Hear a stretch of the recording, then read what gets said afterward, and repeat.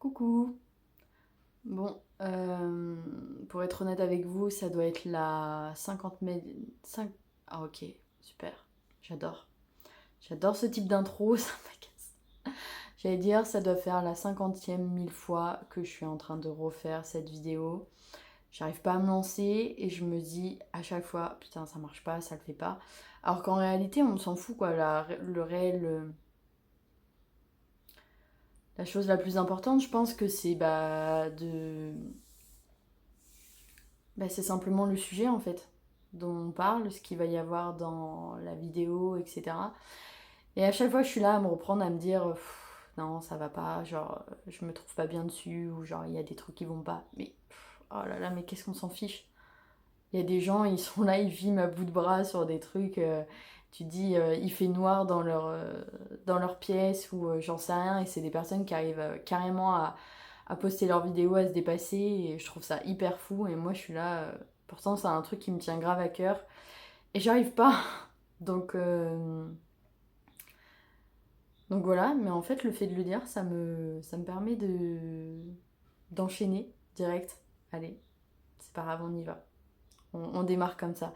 C'est ma toute première vidéo, c'est le lancement de ma chaîne, et on démarre sur des trucs comme ça, et des fois, en fait, c'est pas plus mal. Pour toutes les personnes qui voudraient se lancer dans la vidéo, dans les trucs comme ça, vous arrêtez pas au premier détail. Je dis ça alors que je l'ai fait au moins 10 fois la vidéo, mais, euh, mais justement, je pense que c'est hyper important de pouvoir faire tomber les filtres en mode, non, en fait. Les vidéos, elles sont pas forcément toutes géniales, toutes belles ou quoi que ce soit. Et puis en fait, c'est ma première, donc on verra après quoi. Donc, revenons-en au point de départ. Si je fais cette vidéo et ce lancement de chaîne, c'est pour parler d'éléments qui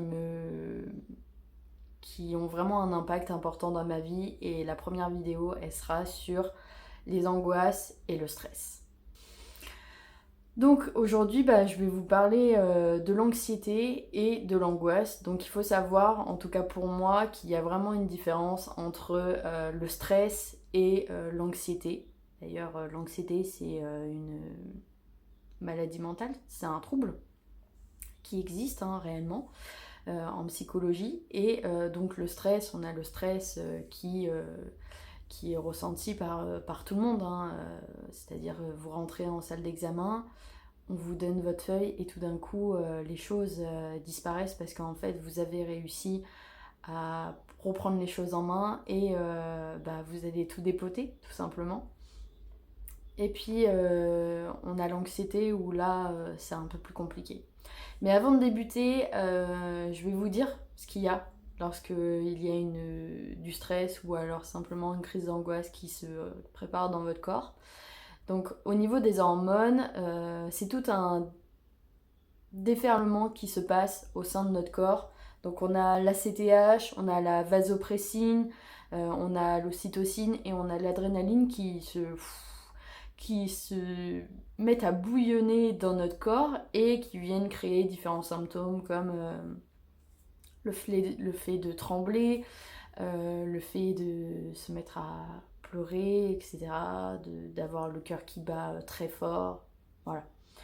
Et donc, comme je vous ai dit, il y a cette angoisse, ce stress, excusez-moi, il y a ce stress qui est hyper motivant, qui est un stress positif. Donc au début, on le ressent, c'est pas forcément quelque chose de très agréable, mais quand on sait qu'on ressent ça parce que ça y est, il y a quelque chose qui se prépare, etc., tout le monde se met dedans et on arrive à aller beaucoup plus loin dans notre processus tout simplement. Et donc de l'autre côté, comme je vous disais, il y a l'anxiété. Et l'anxiété, là, c'est quelque chose qui est beaucoup plus long à faire disparaître et qui des fois est très difficile à faire disparaître.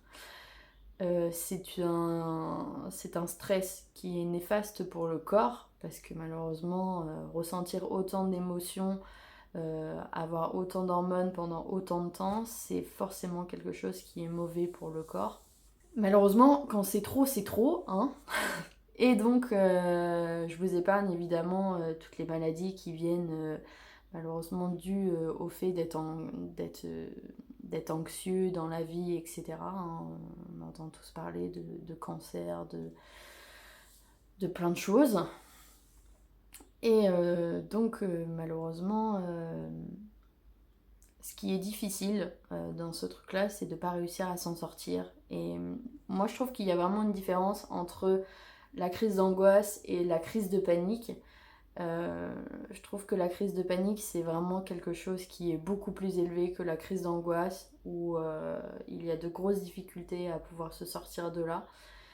Et malheureusement, bah, quand on fait de l'anxiété, alors il y en a beaucoup hein, qui consultent pas, et il y en a qui au bout d'un moment se disent en fait c'est trop, j'y arrive pas et ça prend beaucoup trop de place dans ma vie, et qui décident de consulter.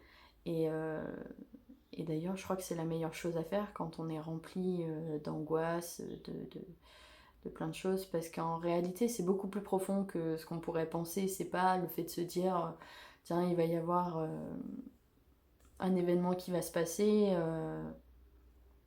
je vais être anxieux, etc. Si ça se limite à ce genre de choses et que ça ne vous empêche pas à aller à votre événement ou à aller à l'activité que vous étiez censé faire, on peut considérer que c'est un stress qui est limité.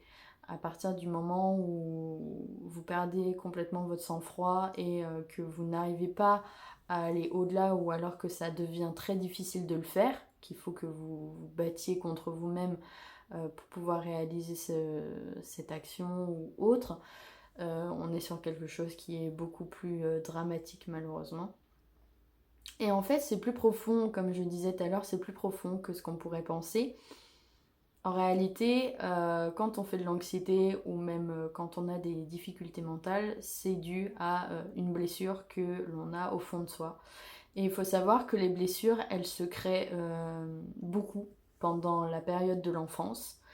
Et donc c'est à ce moment-là que, évidemment, le cerveau se construit, toutes les expériences viennent s'ancrer dans le corps, y a plein de choses qui se passent à cette période-là.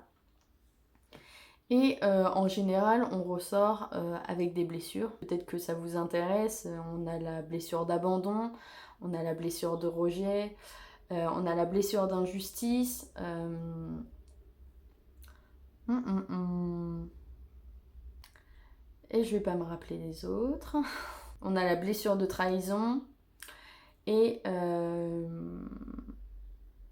A few moments later. j'ai pas la dernière. Et du coup, je vous laisse tout simplement aller voir directement sur Google. Vous avez juste à taper blessure de l'âme et vous allez trouver ces 5 blessures. Et peut-être que vous vous reconnaîtrez dans une de ces blessures ou pas. Et donc en général, ces blessures, elles découlent d'une situation qui a été douloureuse pour l'enfant, qui a été traumatisante. Il faut savoir que c'est pas parce que, je sais pas, un parent a crié sur un enfant que ce n'est pas un traumatisme. Les traumatismes, c'est subjectif. Chaque personne vit les choses différemment. Donc je disais que le traumatisme était subjectif et que il y a des personnes qui vous diront bah non, c'est rien, etc. N'écoutez pas ces personnes-là. Si pour vous ça a eu un impact considérable, c'est que ça a eu un impact considérable. Si pour vous cette situation a été grave, elle est grave et elle doit être traitée. Et en fin de compte, fichez-vous de ce qu'on vous dit parce que c'est vraiment important. Il n'y a pas plus personne adéquate que vous qui puissiez savoir si vous souffrez ou pas euh, au sein de votre corps. Évidemment, il y a des personnes qui vont être un peu dans cet aspect de déni et qui vont se dire non, non, mais moi, bah, j'ai vécu des choses, mais ça m'a rendu plus fort.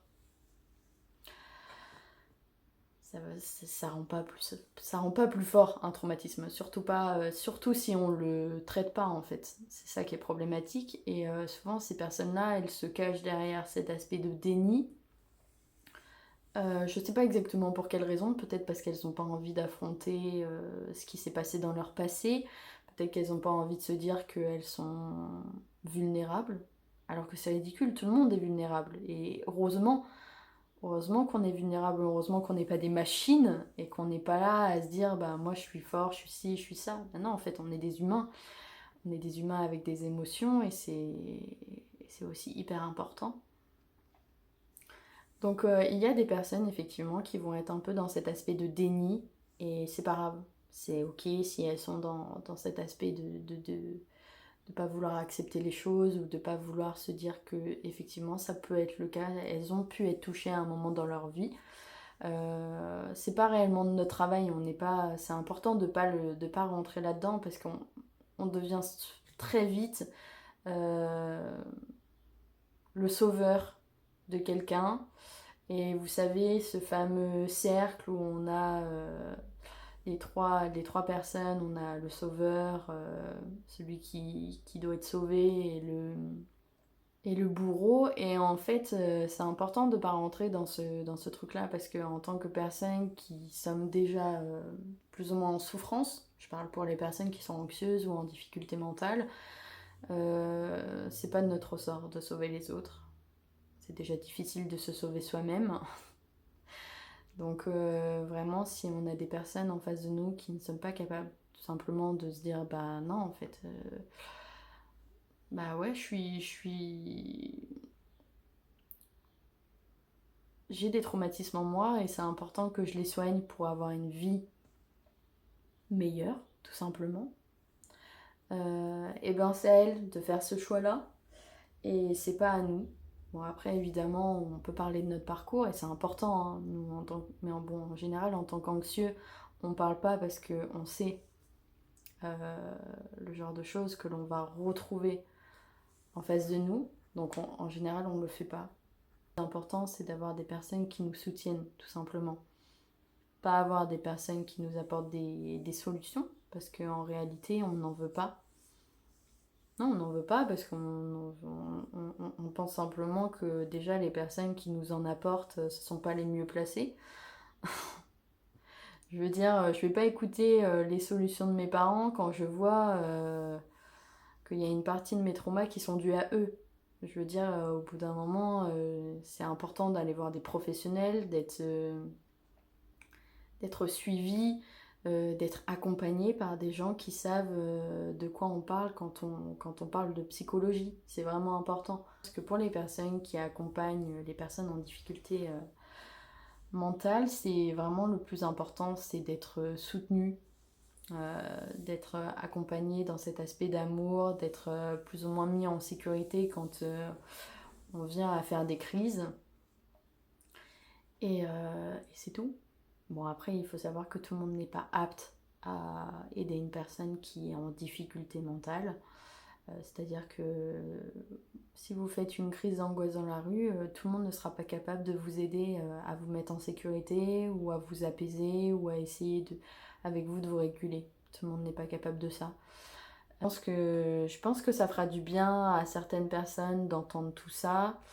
Moi, en tout cas, ça me fait du bien de pouvoir en parler. Ça fait aussi partie de mon travail de guérison, de pouvoir parler de cet aspect d'anxiété, de ces angoisses qui peuvent exister, etc. Et je sais qu'on est assez nombreux à vivre ça. Donc je me dis qu'il y aura peut-être quelqu'un qui tombera sur cette vidéo et qui se dira j'avais besoin d'entendre ça à tel moment. Il y aura d'autres vidéos qui parleront sûrement d'anxiété, enfin en tout cas qui auront un lien avec ça. J'ai vraiment envie de rappeler que je suis pas psychologue, je suis pas thérapeute, je suis juste une personne qui a des troubles anxieux et qui vient parler des choses qu'elle a plus ou moins expérimentées, plus ou moins lues, etc. Donc je viens partager des connaissances et des expériences pour que ça aide peut-être d'autres personnes. J'espère que cette vidéo vous plaira et que les autres aussi. Et puis je vous laisse vous abonner et mettre un pouce si ça vous a plu. Et puis on se retrouve la prochaine fois et la vidéo elle parlera de l'axophobie. Voilà, je vous fais des gros bisous, prenez soin de vous.